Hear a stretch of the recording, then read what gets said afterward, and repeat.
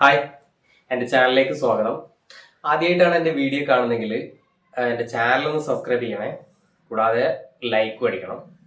അപ്പോൾ ഡിജിറ്റൽ ഇന്ത്യയുടെ ഭാഗമായിട്ട് ഒരുവിധ ആൾക്കാരൊക്കെ ഗൂഗിൾ പേ യൂസ് ചെയ്യുന്ന ആൾക്കാരായിരിക്കും. അപ്പോൾ ഗൂഗിൾ പേയിൽ പിൻ നമ്പർ തെറ്റായിട്ട് എൻ്റർ ചെയ്തിട്ടുണ്ടെന്ന് വെച്ചെങ്കിൽ, അത് 3 പ്രാവശ്യം തെറ്റായിട്ട് എൻ്റർ ചെയ്തിട്ടുണ്ടെന്ന് വെച്ചെങ്കിൽ അത് ബ്ലോക്ക് ആവും. അപ്പോൾ ബ്ലോക്ക് ആയി കഴിഞ്ഞിട്ടുണ്ടെങ്കിൽ അത് എങ്ങനെ റെഡിയാക്കി എടുക്കണമെന്ന് ഒരുവിധ ആൾക്കാർക്ക് അറിയില്ല. അപ്പോൾ അതെങ്ങനെ ശരിയാക്കി തരാമെന്നുള്ള വീഡിയോ ആണ് കാണിച്ചത്. ഫസ്റ്റ് ടൈമിൽ നമ്മൾ ഗൂഗിൾ പേ ഓപ്പൺ ചെയ്യുക. അതിൽ ഗൂഗിൾ പേ ഓപ്പൺ ചെയ്ത് കഴിഞ്ഞിട്ടുണ്ടെങ്കിൽ താഴത്തോട്ട് സ്ക്രോൾ ചെയ്തിട്ടുണ്ടെങ്കിൽ മുകളിലൊരു നമ്മുടെ പ്രൊഫൈൽ നിൽക്കുന്ന ഫോട്ടോ കാണാം. അതിൽ ക്ലിക്ക് ചെയ്യുക. ബാങ്ക് അക്കൗണ്ടിൽ ഒന്ന് ക്ലിക്ക് ചെയ്യുക. നമ്മുടെ ബാങ്ക് ഏതാണോ ബ്ലോക്ക് ആയിട്ടുള്ളത് അത് എടുക്കുക, സെലക്ട് ചെയ്യുക.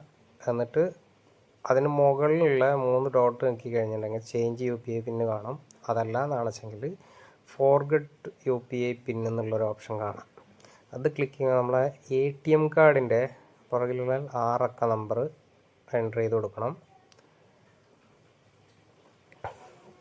പിന്നെ അതിന് ശേഷം നമ്മൾ എക്സ്പയറി ഡേറ്റ് എൻ്റർ ചെയ്ത് കൊടുക്കണം.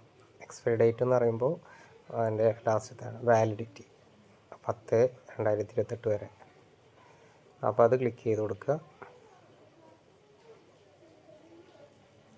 അതിന് ശേഷം നമുക്ക് ഒരു OTP നമ്മുടെ ഫോൺ നമ്പറിലേക്ക് വരും. ആ OTP നമ്പർ നമ്മളെ ഫോണിൽ വന്നു കഴിഞ്ഞിട്ടുണ്ടെങ്കിൽ അത് എടുത്ത് എൻ്റർ ചെയ്ത് കൊടുക്കുക. OTP നമ്പർ എൻ്റർ ചെയ്ത് കൊടുത്തു കഴിഞ്ഞിട്ടുണ്ടെങ്കിൽ അടുത്തത് ചോദിക്കുന്നത് UPI നമ്പർ സെറ്റ് ചെയ്യാൻ വേണ്ടിയിട്ടാണ്. 6 അക്ക ഡിജിറ്റാണ് UPI നമ്പർ.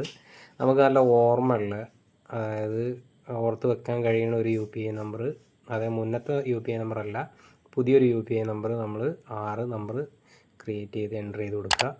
ഒരു പ്രാവശ്യം കൂടി എൻ്റർ ചെയ്യാൻ വേണ്ടി പറയും. അത് എൻ്റർ ചെയ്ത് കൊടുക്കുക. എന്നിട്ട് ജസ്റ്റ് എവിടെയെങ്കിലും ഒന്ന് സേവ് ചെയ്ത് വെക്കുക. അപ്പോൾ ഓക്കെ ആയിട്ടുണ്ട്.